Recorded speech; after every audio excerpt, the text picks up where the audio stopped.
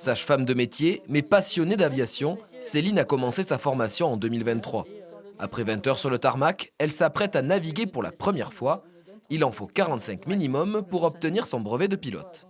Si on est fatigué, il faut annuler, il faut se sentir pouvoir être réactif parce qu'il y a quand même des gestes rapides à exécuter, donc il faut se sentir prêt et dans son vol déjà avant d'avoir décollé.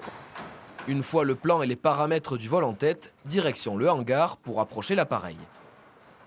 À chaque départ en vol, on fait ce qu'on appelle une pré-vol, où on va vérifier qu'il n'y ait pas d'anomalie sur l'avion. Prêt à décoller en piste 13. Décollage de Rhodes, direction Aurillac, pour 1 heure de vol au total. Et les conditions météo n'aident pas trop la navigation, avec 25 nœuds de vent, un bon exercice pratique.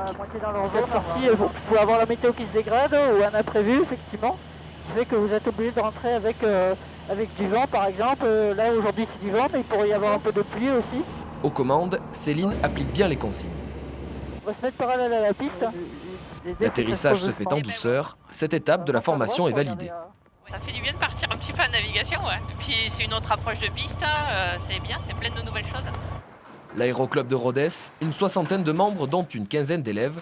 À 16 ans, Léo est venu ici faire sa toute première heure de vol. Le voici 5 ans plus tard avec un diplôme de pilote de ligne en poche. Tout un parcours vers le précieux sésame, commencé ici en Aveyron, en club associatif. Ici, on rencontre des gens qui sont de plein horizon. Il y a un mécanicien, il y a quelqu'un qui fait des baptêmes en aéroclub, il y a un pilote de ligne chez Air France, il y a un pilote de ligne en Belgique, il y a un pilote de ligne chez Ryanair. Il y a plusieurs personnes qui sont là pour donner leur avis. Et ensuite, du coup, ça forge, on va dire, une certaine ouverture d'esprit. Avis aux amateurs passionnés ou simples curieux, l'aéroclub organise ses portes ouvertes les 17 et 18 mai prochains.